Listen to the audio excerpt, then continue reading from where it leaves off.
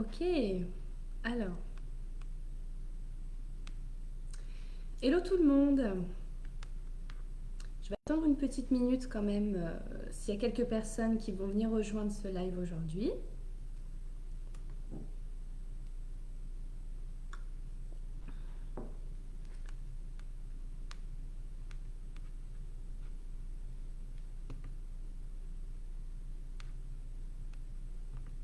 Donc, j'attends encore quelques secondes, pas trop perdre de temps.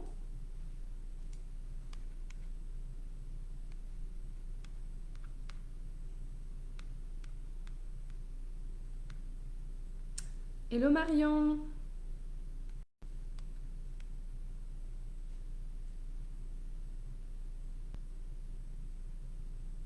Ok, je vais commencer du coup pour éviter de perdre trop de temps. Donc pour rappel, pour les personnes qui étaient présentes au live hier ou qui ont vu le replay envoyé par mail ce matin, on a parlé de la mission de vie. Donc comment trouver sa mission de vie, par quel outil. Donc on a vu notamment l'astrologie, la numérologie. Je vous ai envoyé le test pour faire vos forces de caractère et l'ikigai. Donc je vous ai donné toutes les consignes pour réaliser votre ikigai par mail et en commentaire hier lors du live. Donc c'est vraiment le point de départ, trouver sa mission de vie pour pouvoir la retranscrire dans votre business. Et aujourd'hui, on va voir l'une de mes parties préférées et la plus difficile, les peurs. Les peurs de l'auto-entrepreneur, les blocages, les croyances limitantes.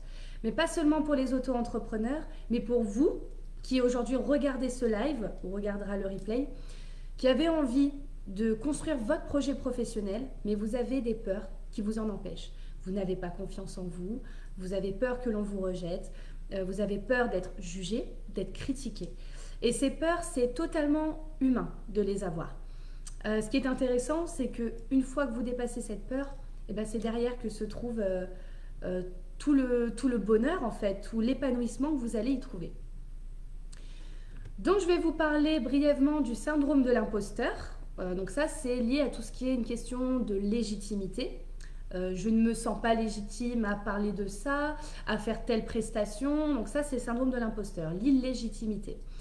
Et pour vous rassurer, il y a au moins 70% de la population qui passe par là au moins une fois dans sa vie. Donc c'est quand même énorme.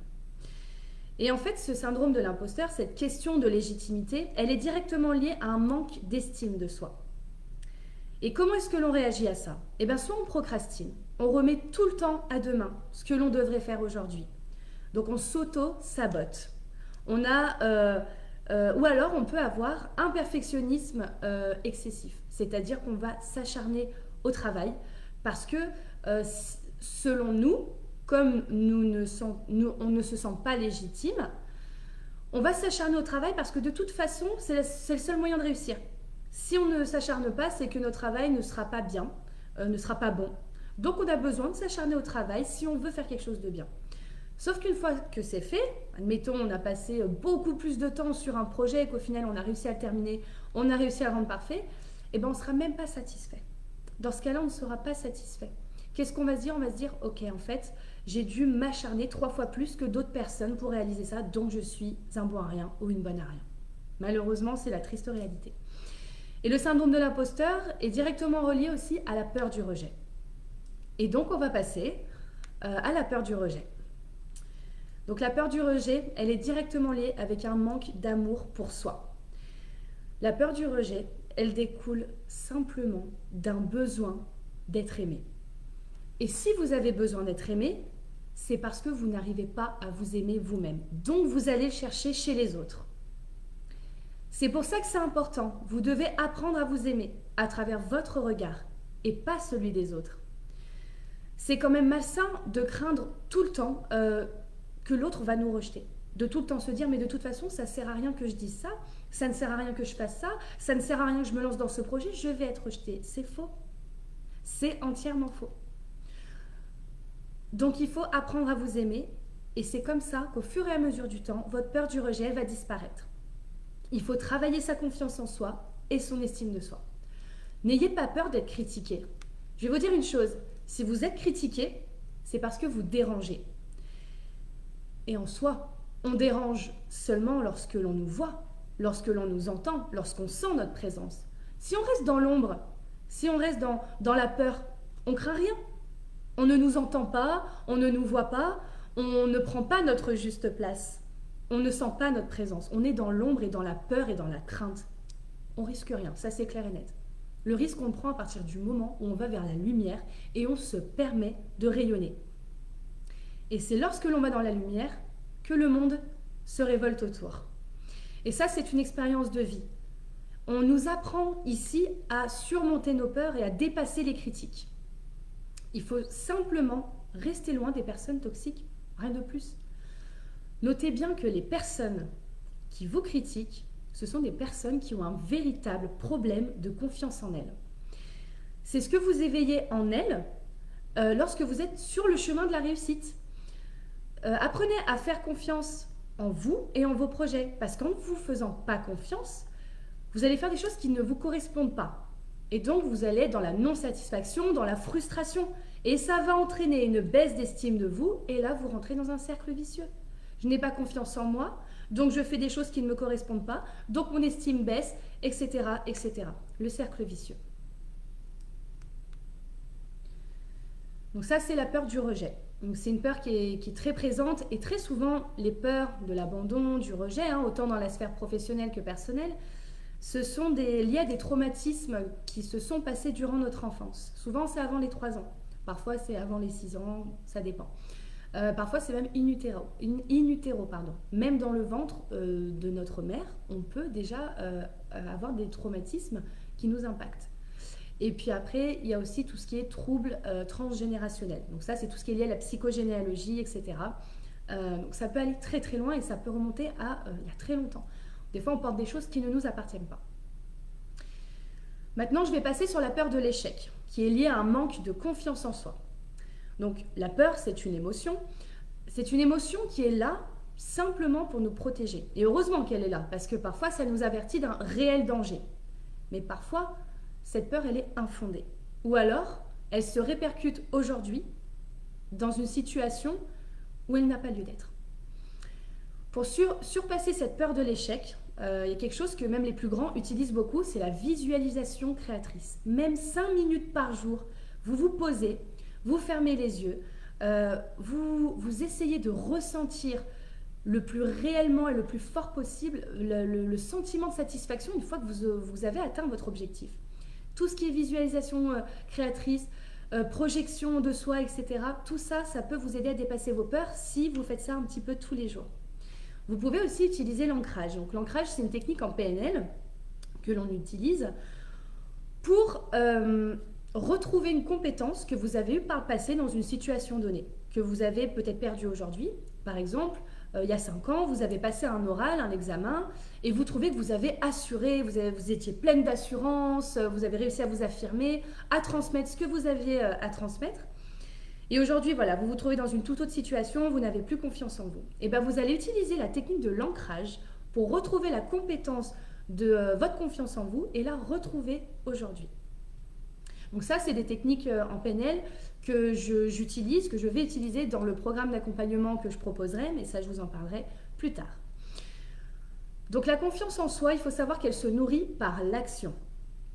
Même si vous échouez, et en soi, il n'y a pas d'échec, il n'y a jamais réellement d'échec, mais même si vous échouez, ben vous apprendrez. Vous apprendrez, vous ferez mieux la prochaine fois, et c'est ça qui va vous permettre d'avancer sur le chemin de la réussite. L'échec, c'est une preuve que vous êtes passé à l'action. Alors que si vous ne passez pas à l'action, ben oui, vous stagnez, vous restez dans votre zone de confort, le changement, il ne s'opérera jamais. Alors si vous échouez, c'est extraordinaire. Personnellement, moi, j'ai appris à aimer l'échec. J'adore échouer. Parce que j'ai jamais autant appris qu'en échouant. Et j'ai jamais été aussi près de la réussite et aussi près du but qu'en échouant, en fait, finalement. Et c'est l'échec, j'aime bien dire, c'est plutôt du feedback. Voilà, on fait quelque chose, il y a un résultat, et ce résultat, on peut le modifier, le corriger, l'ajuster, et ça continue comme ça, c'est toujours la même chose. Donc l'échec vous apprendra et vous permettra de réussir. La peur de l'échec entraîne malheureusement l'inaction et la procrastination. Je ferai ça quand j'aurai ça. Voilà, c'est vraiment typiquement le genre de phrase que l'on dit parce qu'on ne veut pas passer à l'action alors que le réel pouvoir se trouve uniquement dans l'instant présent. Le changement, c'est maintenant. C'est François Hollande. Le changement, c'est maintenant. Si vous voulez l'opérer, c'est aujourd'hui. C'est pas demain, oui, demain je le ferai parce qu'aujourd'hui j'ai pas le temps. Non. Tout est une question de volonté et de priorité. Voilà. Et la procrastination, ça entraîne une réelle baisse estime de soi, malheureusement. La peur de l'échec vient souvent d'un ancien échec que vous avez pu vivre dans une situation donnée qui n'a rien à voir avec la situation dans laquelle vous vous trouvez actuellement. Et vous la ramenez en fait à la situation où vous êtes, même si elle n'a rien à voir. Donc vous faites, comme on dit en PNL, une généralisation. J'y reviendrai plus tard. Donc c'est nécessaire de retrouver la confiance en soi et l'estime de soi. Les symptômes les plus courants de la peur de l'échec, c'est la fuite. On a tellement peur d'échouer qu'on s'en va, on fait rien. Je ne veux pas passer à l'action, je fuis. Ou bien, le contraire, le perfectionnisme excessif, le travail acharné, parce que sinon je vais échouer. Si je ne travaille pas comme une malade mentale, je vais échouer. Mais il faut bien retenir que l'échec n'est pas lié à votre personne, mais à votre stratégie et à vos actions. Et la bonne nouvelle, c'est que vous pouvez modifier vos actions. Vous pouvez modifier votre stratégie. Je vais un petit peu sur le live. Ok. Donc j'espère que pour l'instant, je suis claire. Maintenant, je vais passer à la peur du jugement ou du regard des autres. Le jugement que les autres peuvent faire sur vous ne vous appartiennent pas. En réalité, les personnes qui jugent se jugent eux-mêmes en révélant leur propre insécurité. Vous n'avez pas à y prêter attention, ça ne vous regarde pas, ça ne vous appartient pas. Ils pointent simplement un problème chez eux qu'ils tentent de nier et ils le reprojettent sur vous. Ils projettent leur propre insécurité sur vous. Et ces personnes-là vous jugent à travers leurs croyances. Vous devez être libre de vous exprimer, d'être la personne que vous êtes et de faire ce que vous avez envie de faire. Tant que c'est dans le respect, tant que c'est dans la bienveillance, vous avez le droit de prendre votre juste place, de vous affirmer et d'être la personne que vous voulez être, tout simplement. Donc la peur du regard des autres vient simplement, encore une fois, d'un manque de confiance en vous et d'un manque d'estime de soi.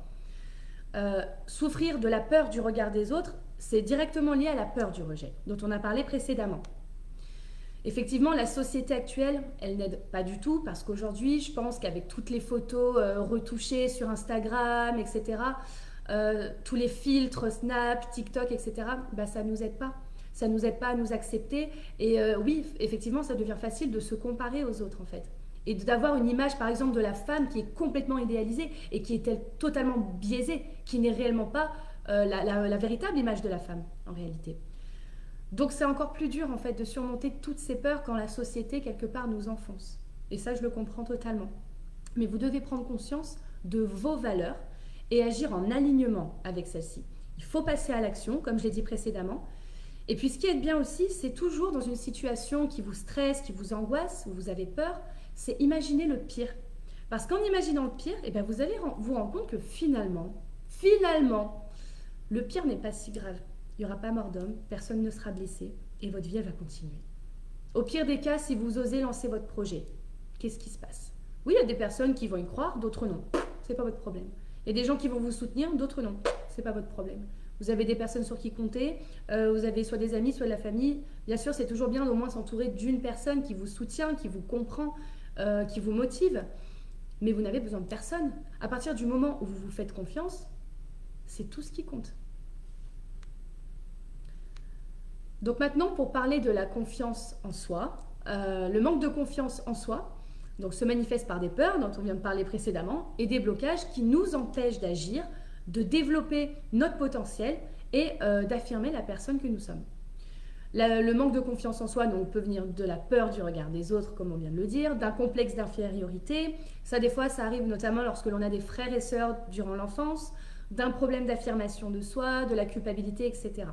Et donc, je réitère, il faut vraiment être dans l'action. C'est pas grave, c'est pas parfait, vous n'avez pas toutes les clés en main, mais c'est pas grave, lancez-vous parce que vous allez faire que vous améliorer, de toute façon. Justement, plus vous allez faire, plus vous allez pratiquer, plus vous allez passer à l'action, plus vous allez apprendre et plus vous allez réussir. C'est super important d'intégrer cette notion-là. Il faut arrêter d'hésiter et de ne rien faire. Prenez soin de vous, de votre enveloppe corporelle, faites du sport, faites de la méditation pour apprendre à vivre dans le moment présent, parce qu'il faut comprendre que le pouvoir se trouve uniquement dans le moment présent. Le passé, il est passé, ça ne sert à rien d'y penser. Et le futur, de toute façon, il faut lâcher prise, on n'a aucun contrôle là-dessus parce que c'est pas encore arrivé. Le seul moment dont on peut tirer une opportunité, c'est le présent. Pour prendre confiance, il faut apprendre à se connaître soi-même. Pour moi, la connaissance de soi, c'est vraiment une richesse. C'est un véritable trésor en fait. Une fois que l'on se connaît, on sait où sont nos limites. On sait comment on a l'habitude de réagir face à des situations, à des événements. On sait comment on agit envers les autres. On connaît nos besoins affectifs, nos besoins professionnels. Et il faut s'accepter sans condition. C'est-à-dire qu'il faut accepter ses forces, ses faiblesses, ses qualités, ses défauts, ses réussites et ses échecs. Il faut également faire preuve d'authenticité, connaître ses valeurs, très important, ses envies et ses besoins. Parce que connaître ses besoins, c'est très bien, mais on ne s'attarde pas assez sur nos envies. Quelles sont nos envies? C'est quoi la vie que vous voulez vivre en fait? Vous avez envie de pouvoir travailler de l'étranger, vous avez envie de pouvoir travailler uniquement le soir parce que la journée, vous voulez profiter à faire autre chose. Vous voyez ce que je veux dire? C'est important de se centrer sur soi, sur ses besoins et ses envies. Il faut arrêter de se comparer parce qu'on est toutes différentes. Physiquement, psychiquement, psychologiquement, énergétiquement, on est toutes différentes et c'est ça qui est beau. Et il faut capitaliser sur vos forces ou sur vos talents. Plus vous allez appuyer sur vos forces ou sur vos talents, plus vous allez prendre confiance en vous. Et bien sûr, prendre soin de vous pour vous sentir bien dans votre corps, c'est très important. Aidez les autres, prenez des initiatives. Pour retrouver confiance en soi, donc il y a la technique de l'ancrage en PNL dont je vous ai parlé. Et avec cette technique-là, on peut faire ce que l'on appelle un auto-transfert d'état de ressources. Je vous explique brièvement ce que c'est. Un état de ressources, c'est par exemple la confiance en soi, l'assurance, ça peut être plein de choses. Donc là, on va prendre l'exemple de la confiance en soi. Il y a 5 ans, j'ai eu confiance en moi parce que j'avais un examen à l'oral que j'ai super bien réussi, j'avais plein d'assurance, super. Aujourd'hui, j'ai besoin de cette confiance. Donc je vais transférer cette confiance en moi que j'avais il y a 5 ans aujourd'hui. Donc je vais faire un auto-transfert d'état de ressources grâce à la technique de l'ancrage. Je vous en ai parlé brièvement tout à l'heure, je vous ai parlé de la généralisation. Le fait de généraliser, ça équivaut à étendre sa perception d'une ou plusieurs expériences personnelles à toutes les situations similaires qui sont présentes ou futures. Vous généralisez, par exemple, il y a 3 ans, vous avez un conjoint, il vous a trompé. Et vous vous dites, de toute façon, ça ne sert à rien que je tente quoi que ce soit avec qui que ce soit, puisqu'on va finir par me tromper, c'est ce qui s'est passé il y a 3 ans, ça se passera comme ça se finira comme ça. Là, vous faites une généralisation. Et malheureusement, la généralisation participe à la création de vos croyances. Et le problème, c'est qu'en ayant des croyances comme ça va vous éloigner de l'objectivité. Les croyances limitantes, elles sont créées dans notre inconscient, et malheureusement, vous le savez très bien, elles freinent notre développement. Les personnes qui n'ont pas confiance en elles, elles craignent l'échec et le rejet. L'opinion des autres, elle représente pour elles un véritable obstacle, parce qu'elles ont peur de déranger, peur de déplaire, peur d'être critiquées. Je suis sûre que ça a déjà été votre cas ou que c'est actuellement votre cas. Et c'est tout à fait ok, c'est tout à fait humain. Mais il faut aussi savoir que les pensées programment nos actions. On fait ce que l'on pense. Ce que l'on pense se manifeste dans notre réalité. Donc en pensant qu'on n'est pas capable, qu'on n'y arrivera pas, que de toute façon ça se finira comme ça, bah effectivement oui, c'est ce qui va se passer, oui. Alors que si vous faites en sorte d'augmenter votre confiance en vous, vous allez progresser vers le succès. Lorsque les objectifs fixés ils seront réalisés, bah votre confiance en vous elle augmentera. Lorsqu'une personne manque de confiance en elle, bah voilà, elle ressent beaucoup d'émotions négatives qui l'empêchent d'avancer, le découragement, la peur, la tristesse, l'angoisse, le stress, la culpabilité. Et du coup, la mauvaise image d'elle-même se renforce et l'estime de soi, elle diminue. Et ça impacte la confiance en soi. Et la boucle, elle continue encore une fois. Comprenez bien qu'à trop vivre à travers le regard des autres, eh ben, vous allez vous focaliser, vous n'allez plus vous focaliser sur ce que vous aimez vraiment. Vous allez simplement vous intéresser à la réaction des autres. Vous vous direz, de toute façon, je veux juste leur approbation pour me sentir en confiance, quitte à pas être moi-même. J'existe qu'à travers le regard des autres. C'est quand même triste d'en arriver là. De se dire que vous vous oubliez, vous vous mettez complètement de côté, juste pour avoir l'approbation des autres, en sachant que personne ne vous donnera d'approbation. Et dans ces moments-là, forcément, votre confiance en vous, elle diminue. Et vos agissements, ils ne sont pas en adéquation avec vos valeurs et vos envies. Concernant l'estime de soi, c'est une évaluation de vous-même. Quand on s'aime, on est capable de mieux se connaître, d'être juste avec soi, de connaître ses limites et ses pouvoirs. Et donc, on provoque la réussite. L'estime de soi, c'est l'opinion que l'on a de soi-même et elle est basée sur la façon dont on perçoit notre valeur par rapport à plusieurs facteurs. Les psychologues, ils distinguent 3 attitudes de faible estime de soi. Il y a la personne qui est toujours négative, la personne qui apparaît très sûre d'elle, mais en fait, elle se cache derrière un masque parce qu'elle a justement un gros manque de confiance en elle, elle a peur de ne pas contrôler une situation. Donc ces personnes-là, ce sont souvent des perfectionnistes et ces personnes blâment souvent les autres pour ce qui leur arrive. Alors que la notion de responsabilisation est juste ultra importante pour réussir dans la vie.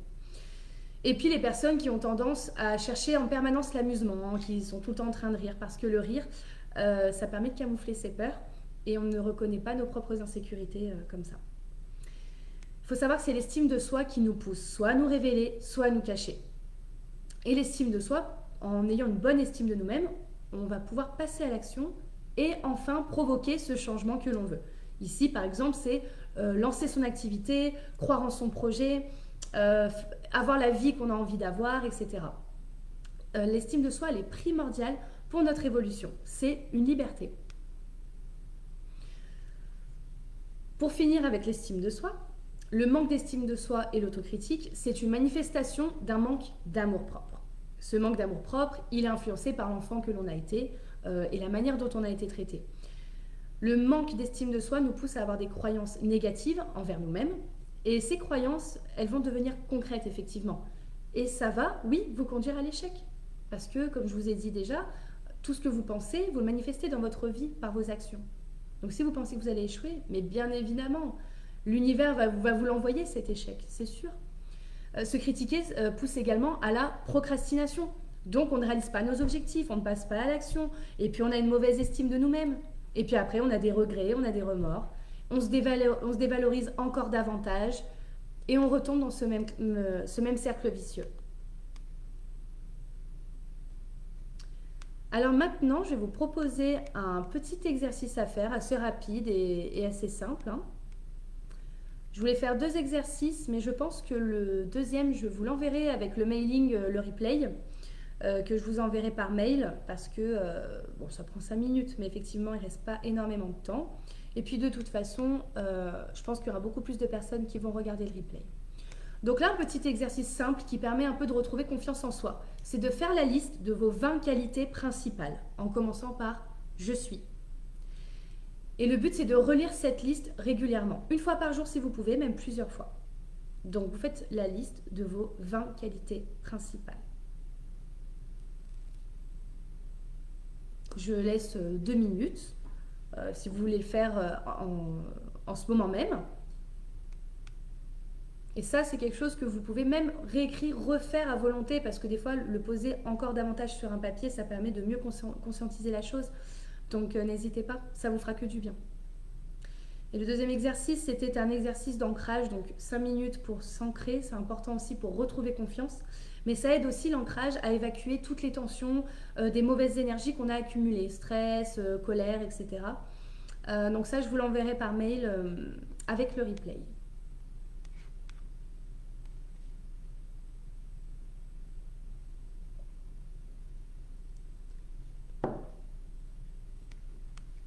Donc, le même exercice également pour la liste des qualités.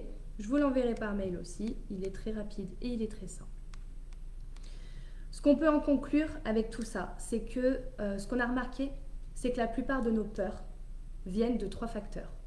Le manque de confiance en soi, la mauvaise estime de soi et le manque d'amour propre. C'est pour ça que c'est super important de devoir nourrir sa confiance en soi. d'apprendre à retrouver l'estime de soi et apprendre à s'aimer tout simplement. Plus vous allez vous aimer, plus vous allez être bienveillante envers vous-même, plus vous allez faire des choix qui correspondent à vos valeurs, à vos besoins et à vos envies, et plus vos actions, concrètement, seront en alignement avec la personne que vous êtes. Et ce sera fluide. Ce sera tellement fluide, ça va aller tout seul. Et vous avancerez, vous évoluerez naturellement, en fait, là où vous devez aller. Donc tout ce qui est confiance en soi, estime de soi, les peurs, les blocages, les croyances limitantes, dans le programme que je vous proposerai à la fin de la semaine, dont je vais vous parler, c'est quelque chose qu'on voit en profondeur. Là, je vous ai passé en revue les différentes peurs que l'on trouve beaucoup au début d'une activité d'auto-entrepreneuriat, ou même qui nous empêchent surtout de nous lancer dans notre projet. Mais effectivement, c'est quelque chose qu'on voit en profondeur, on fait du coaching pour ça. Donc pour reprendre confiance, pour reprendre les rênes de sa vie, et go quoi, on y va, on arrête de penser aux autres, au regard des autres, la peur d'être jugé, la peur d'être critiqué, on pense à soi, à ce que l'on veut, à ce dont on a besoin. C'est notre vie, c'est notre mission de vie, on se recentre sur soi. Et c'est en s'apportant de la bienveillance envers soi-même et du respect que l'on va être plus à même d'aimer les autres, de les respecter, de les aider. Et ça, je pense que je vous apprends rien là-dessus. Je vais arrêter ce live. Je remercie les personnes qui sont venues y assister et puis je vous envoie le replay aujourd'hui ou demain par mail. Merci beaucoup à tout le monde. J'ai été super contente de vous parler de ça parce que c'est vraiment des notions très très importantes et malheureusement toutes ces peurs, c'est simplement ces peurs créées par l'esprit qui parfois nous empêchent totalement de réussir, d'avancer dans notre vie et parfois pendant des années et des années. Et on ne peut pas rester comme ça. On ne peut pas parce que vous méritez de rayonner. Toutes les femmes méritent de rayonner, d'avoir la vie qu'elles veulent. Et vous la première. Voilà. Donc je vous souhaite une très bonne journée. Et puis à demain, je vous retrouve demain à la même heure, à 13h. Et cette fois, on va voir la spiritualité. Comment la spiritualité va vous apporter un business prospère. Voilà. Bon après-midi.